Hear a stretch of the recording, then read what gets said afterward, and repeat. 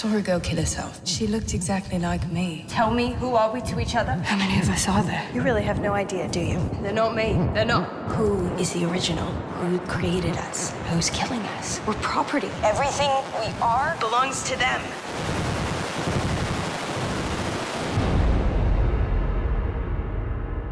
Such a spoilerific show that it's like you can't say anything. I know.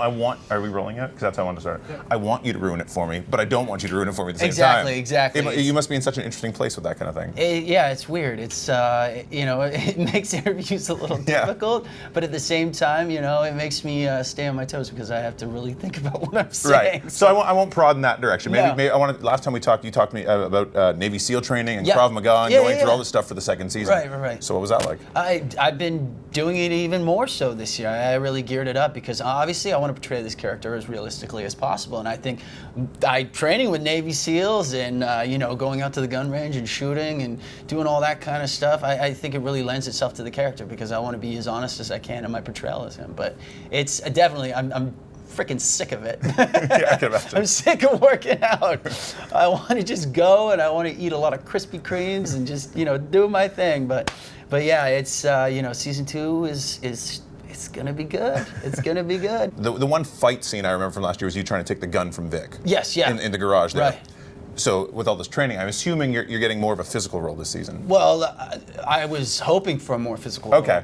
But as our showrunner and head writer Graham Manson likes to say, Paul's more of an art of war kind of guy, based on the ancient war tactical book Art of War. Yeah. And so he really thinks of him as he wants him more of a thinking man's fighter. Do you like that? I love it. Yeah. I mean, to play the intellectual side of war and combat is really seems to lend itself to this character, but at the same time I'm like, can I just unleash for a little bit? I just want to do something crazy. Like one of my friends was just shooting a pilot and he's like, yeah, I jumped out of a Black Hawk and I had this crazy machine gun and I was taking all these guys out, and I was like, wow, that sounds like so much fun. But I also get to work on Arrow and I don't play one of those guys that gets to do that, so I get to watch it firsthand. So I'm just itching. I'm like, guys, please just let me do something crazy.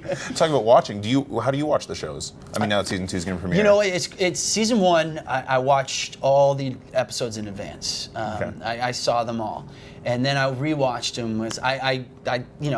Most actors are, they're very super critical of themselves, and it's really hard to watch yourself. But at the same time, it was really fun to watch it with my family and with my girlfriend and see all the different reveals and to see their reactions. But season 2, we saw the first episode on lunch before we broke for Christmas. And then after that, I didn't want to see anything. I just wanted to be surprised as the season unfolded. So the only things that I've seen are basic little snippets when I'm doing ADR to catch certain lines that they didn't catch correctly throughout the season. So I'm just going to be as surprised as the viewers are as the season progresses to see what made the cut. And I've read all the scripts, but just to see what they've done with it and to see the finality of the finished project is. It's just going to be fun. I'm going to have my margarita, and I'm just going to be enjoying the show as it progresses, as everyone else. Margaritas and Orphan Black. Well, I call it Margarita Saturdays. I make a mean margarita. Non-alcoholic though. No, non-alcoholic, of course. Margarita Saturdays. Margarita Saturdays, virgin margaritas. Yeah. But Orphan Black and Margaritas is mine and my family's favorite way to watch the show. That's nice. Yeah. I was watching something, the Cloneversation, I think is what it was called. Will Wheaton hosted the show with you guys. Yeah. And you were talking about, you do get to work with 2 clones this year. I and do. I want to know about this I'm a bit of a geek, the techno dolly thing. So they shoot everything.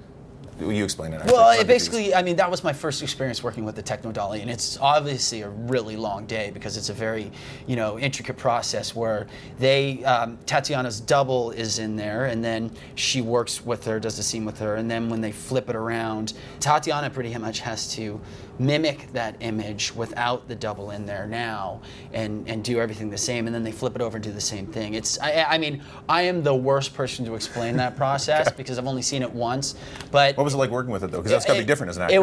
It's very temperamental, It's of course machine's temperamental, Yeah, you don't say. weird. Yeah. It's a long day. Tatiana, has to jump in between different characters and get dressed as one character, and it's amazing to see how she's mastered that process, though. So my favorite part about being a part of that process was just to see how masterful and how talented this young lady is at doing it. She's the best. I mean, she put Haley Mills to shame, I'll tell you that much. Parent Trap. Thank you. Come on, the original. Let's go. Sorry. I'm not talking about the Lohan version.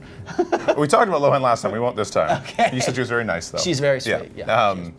You got another movie premiering in a few weeks, too. Yeah. There's a lot of stuff. Arrow's finishing up. Yeah. This is about to start. Yeah, yeah. So what's this movie? Sequel to something? It's a sequel to Flowers in the Attic, which Yeah. is the novel based on V.C. Andrews' novel. It was almost like the Hunger Games of the late 70s. Like every young gal read this. It was banned from a lot of schools. In some schools it was mandatory reading, but it really explored the incest theme, and it's a pretty heavy theme. But I'm in the sequel as well. I just finished shooting that a couple months ago, and it starts in May, Memorial Day weekend in the States. But we had a fantastic director. It takes place in the early '70s, so it was really fun to get into. I think they're It's where the bell bottoms and the hippie yeah, boys are yeah. around? I Cool. think the makeup or the hair, costume departments visualized my character as more of like a Steve McQueen guy. So that's it was nice. 10 years in the future too, or no, 15 years in the future, 10 or 15, and they grade me up. I felt like I looked a little Clooney-ish. I'm not going to go that far because that's one handsome devil, but they put some gray in my hair and then wrinkled me up a little bit. It was pretty cool. I was like, okay, I'm looking forward to looking a little older now. That's one of the cool things about being an actor, though, because not many people get to see themselves as an old person. Exactly. But you know what to prepare for I know now. what to prepare for it. I got to work with Heather Graham again, who's fantastic, and Ellen Burstyn is a living legend. So it was a really wonderful experience. I'm looking forward to that coming to air and people seeing that. Yeah, I can imagine. I'm excited to see it, too. Yeah. I like the horror stuff. Yeah. I hear it's a horror movie. Horror incest is horror in my book. So yeah, I think so. I'm not going to argue with that. Yeah. And I'm going to change topics to something entirely different, Nick, because I feel That's I it. Well, don't know where to go with that. Where are you going to segue from there? Music. Oh, that's Because good. Tap prepares for music. She does. She lists every scene, every character rather, every Right, clone. right. She's a different. Do you have some sort of like preparation like that? I certainly do. I'm a big fan of soundtrack music. I think soundtrack music really helps me get into certain mind states of mind, and I like. There's a song on the There Will Be Blood soundtrack done by Johnny Greenwood from Radiohead. yeah. And it's one of the most creepy sounding songs. So whenever I want to play a really creepy, side of Paul, I play that. If I'm like gonna go in and kick some butt, I like to throw in a little Metallica. Sometimes I throw in a little Tupac, because who doesn't like Tupac? Ain't nothing but a gangster party. If Paul's also rolling deep, but yeah, and I'll It's even one of my throw favorite songs. and I'll even throw in a little like Miles Davis or Johnny Coltrane in there, because I love jazz too, and I think acting is like jazz. And it's never one note. You just up and down all the time. That's one of my early professors at drama school was like, remember guys, acting is like jazz. You like this, do do do do do, and then you go do do do do do. So I like that they're jazz in there. That's as well. interesting because a lot of the improv stuff too with jazz. Yeah, and yeah, You're yeah. playing off other people, what they do. Right. I think music really helps as an actor too. It lends a different feel to every scene, and if you think of acting as music, I think it makes it a lot more interesting. I remember at that Fan Expo thing, I talked to Graham and John as Yeah. well, and I think they weren't going to give me much, but I'm wondering for you, now that you've worked with them for a year, you know Paul probably almost as well as they probably Right, do at this right. point. Do you have any say into, or more say than the first season, rather, into character changes or lines and that kind of thing? I think it's they're very good at making it a collaboration between themselves and the actors. Graham often comes into my trailer and he's like, do you like this line? Like, what would you change it to? So they ask and they value your input. But at the same time, I mean, I throw all the trust in the world into what these guys are doing and what they want the story arc to be, because listen, those are two of the smartest two men I have ever met in my life. I mean, what they know about everything in the world will blow your mind. So if you sit down and have a conversation just one-on-one with these two guys, I mean, they're geniuses. They really are. Our whole writing crew is geniuses. And I try not to. I really trust what they give me, and I go with it from there. But you know, I try to put my 2 cents in there every once in a while. What'd you get in this season people look forward to that is a Dylan Bruce idea? There was a couple Dylan Bruce's ideas that were shut down, but I can't Yeah, okay. I can't really say what those are. But you know, they really didn't take any of my ideas this year. But you know what? At the same time, I really would have loved to see certain ways play out as they did. But then when I look back upon them and what they wanted them to play out as, I was like, you know what? That makes more sense. It really did make more sense, and I really understood their angle and where they were coming from. Once again, and you know, I just trust them wholeheartedly. So you know, Right. I just go with the flow. I mean, Orphan Black is what it is because of those 2 gentlemen. So. That's a good closing line. But we got to do something called 5 questions. 5 right. quick questions, 5 one word quick answers. questions. Everyone gets the same ones. All right. Script or improv? Script. Stage or screen?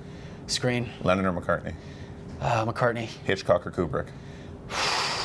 Kubrick. In one word, Orphan Black. Mind blowing, and that's a hyphenated word. Thanks, man. Thanks, bro. Appreciate it. Yeah, yeah. Good talking That to was you. awesome. Likewise. Yeah.